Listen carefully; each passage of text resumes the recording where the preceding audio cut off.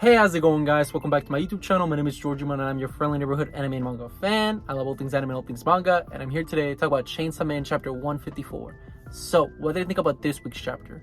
In all honesty, I thought this week's chapter was fantastic, and I think that one of the main components for why it was so great for me is because we get to see a lot of character development of Nayuta. We get to see a lot of, her journey from where we started in part 2 up to now, and I think that Fujimoto did a great job at developing her character. And one of the main themes of the story involving her have been, the whole thing about, nurture and nature has been how her upbringing, like, does it affect how you perceive the world? Because we know that she's a devil, and at the end of the day, devils want to kill humans, and that's all they really care for. But it really played a fascinating part in Nayuta's, life has been, the upbringing of Denji and the whole questioning of, are you destined to just be a killer because you're a devil, or are you destined to be something even better than that, like something greater?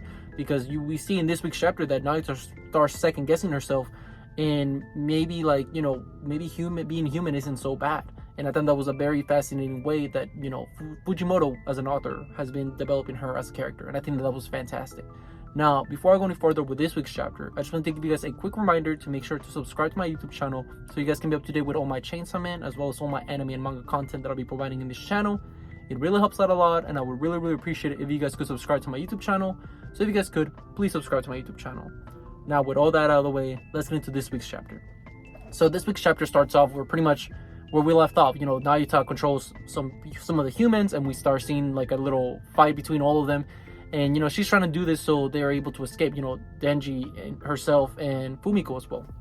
And throughout it all, she's like, okay, she tells Fumiko, like, hey, help me out, bro. Like, I can only control 3 people at once, with my chains. And that's a nice little touch that we got a clarification on that. Because if you remember Makima, she had been able to control, dozens of people at once. So once again shows that Nayuta, she's not at that power level yet, and it makes sense. I mean, she's barely like a year old at most. So, I think she gradually has to, build herself up to that power level. And it was a nice clarification of, because all of us were thinking like, why can't she just control the people? It makes sense. Fujimoto spells it out for you guys, and it's pretty much saying like, hey, she's not as strong as Makima, which is something we all know, but it was a nice clarification in his part. But pretty much what happens is like, hey, help me out, bro. She tells that to Fumiko, and Fumiko, she is in fraud watch. She is a fraud, because what Fumiko says, she goes, hey, listen, my job comes first, but being a Chainsaw Man fan comes second. So like, yeah, I'm not like gonna risk my life for that. Like, y'all gotta deal with that. I'm out of here. And oh my, when I was reading that, I was like, really, bro? You had been building up, but at the end of the day, you're just a fraud. I'm sorry, you're a fraud. And to put it even worse, now it's just like, are you serious? You're just gonna leave us here? Like, even after they killed our family? And then Fumiko just looks at Nayuta, she's like, your family? Wasn't it only like your pets that died? And when I saw that, I was like, oh, I'm sorry, Fumiko stands, get out of here. Like, we out, we bouncing. But if you had stocks on her, sell them right now, because she a fraud. She's and if you've seen my reviews, I had been vouching for her, like, maybe she'll do something. No, she a fraud.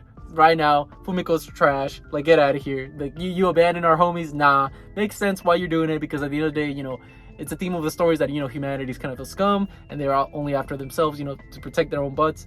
And it makes sense. I mean, she's running to, save herself. So, but even at the end of the day, who cares? Screw you. Like, you're a fraud, all right? Hashtag Fumiko the fraud. That's that's my hashtag that I'm trying to blow up, all right? So if you're watching this, hashtag Fumiko the fraud, all right?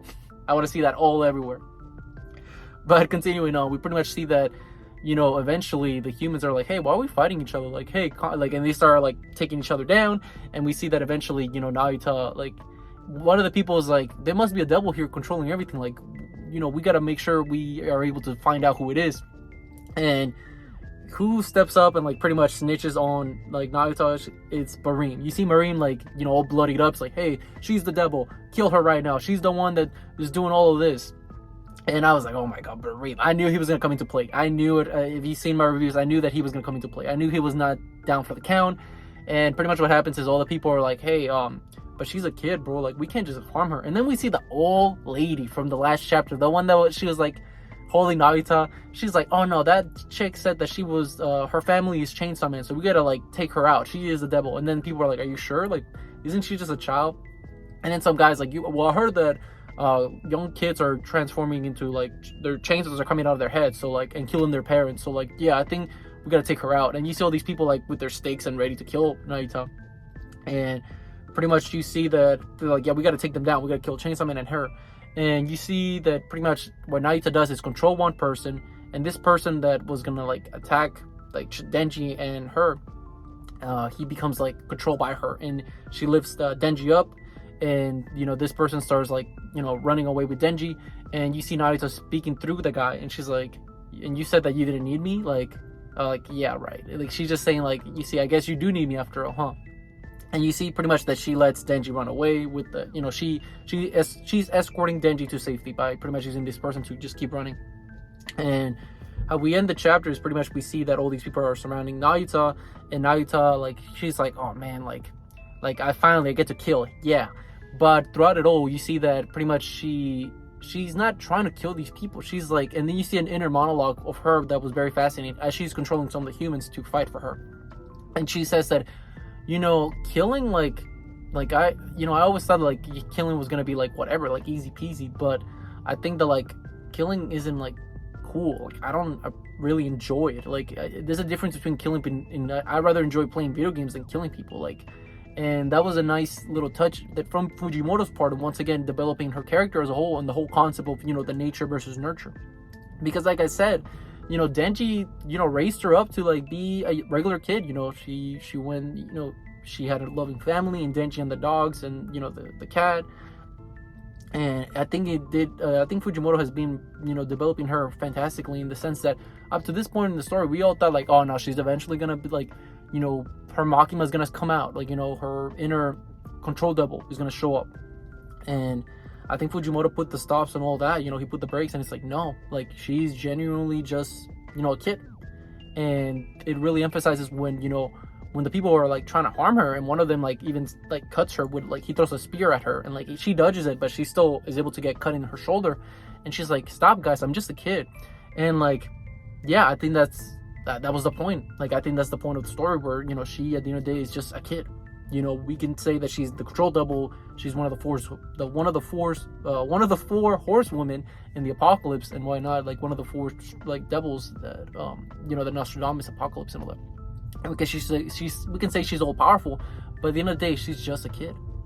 And I think that Fujimoto did a great job at pretty much emphasizing that message in this week's chapter. And to close it all up, while she's saying all that, what happens? We see pretty much Barem pull a gun, and he points it at Nayuta, and that's how the chapter ends. Like, very shocking. Like I was like, oh no, like I was like, please don't kill Nayuta. And I think that right now Nayuta has a lot of like red flags in her death, because I think everything has been pointing to, like, it seemed like a self-sacrifice, that like pretty much the way that she let Denji run away, and it seemed like a valiant sacrifice in her behalf to protect Denji. And I think that if Barem were to like shoot Nayuta, that'd be very shocking. Like, you know, like it would also emphasize Barem once again as a terrific villain, because I think up to this point Barem has been doing an incredible job as a villain, because I absolutely hate him, but he's doing a good job at that. You know, it would once again put a nail in the coffin, like, you know, destroying Denji's family. You know, what